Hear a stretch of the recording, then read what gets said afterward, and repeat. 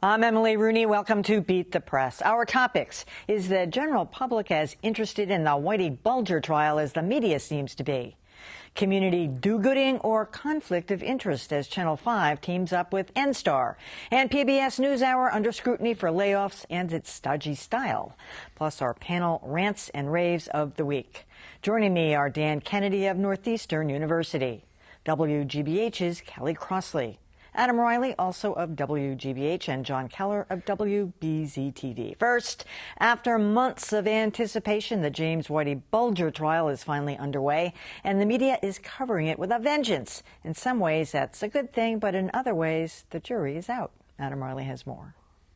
When opening arguments in the Whitey Bulger trial started this week, Boston Herald columnist Howie Carr was there, along with a Herald cameraman who captured his arrival. I haven't seen Whitey since he used to stare at me outside the liquor store. Bulger reportedly despises Carr and tried to keep him and a few other journalists out of court. Now Carr is getting his revenge with columns that mock Bulger's age and height and question his sexuality. Also on Bulger's journalist enemies list, the Boston Globe's Kevin Cullen. This stuff is unbelievable, the extent of the corruption. This week, Cullen got personal too, tweeting that Bulger looks like a doofus and adding, "I'm a columnist. I can say whatever I want." Meanwhile, with no cameras in court, Twitter has become a prime source for coverage, with updates on everything from legal strategy to one very sleepy juror. A young man, an alternate, actually fell asleep repeatedly. Whether Bulger's trial deserves all this coverage is debatable. A new Suffolk University poll says nearly a third of likely Massachusetts voters are either somewhat or very uninterested. But when it comes to the media's interest, the verdict is in. You know, I'm wondering about this, Adam. You were in court all week.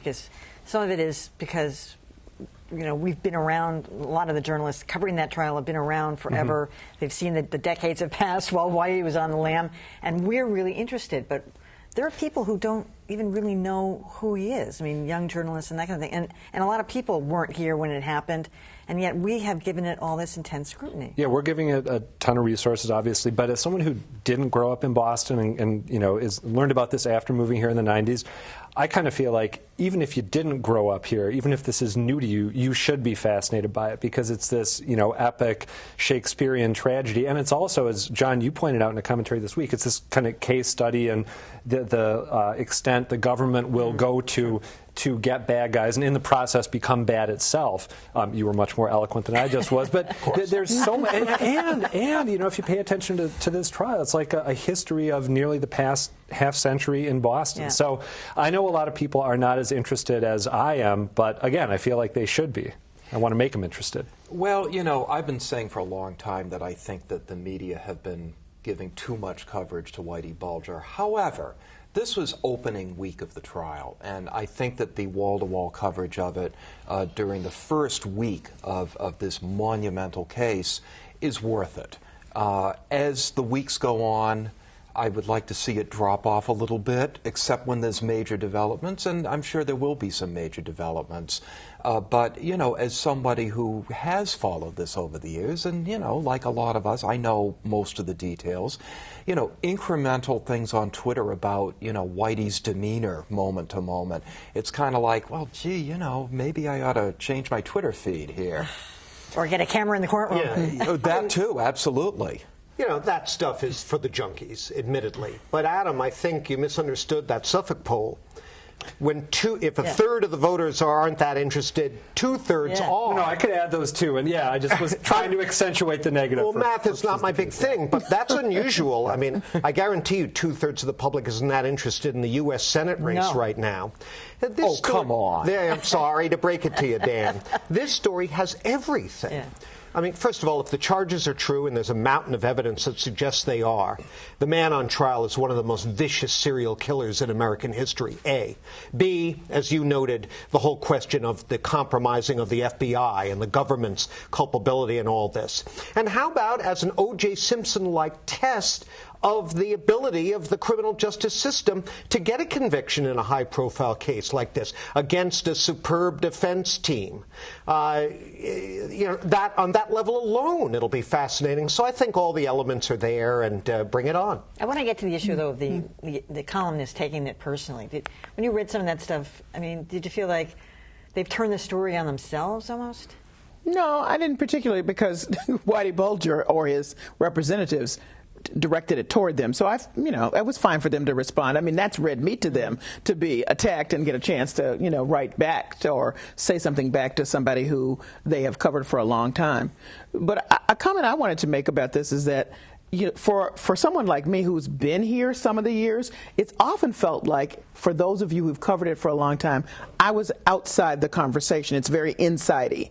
So really, honestly, until I watched your special, I didn't know. These names are thrown around. I'm like, who is that? The only thing that resonated with me, which is proper, is that 20 people's lives, or 19 people's lives, were snuffed out by this guy. I get that. But all the details, which is what fascinates a lot of the journalists, I don't know that everybody comes to it in the same level of excitement.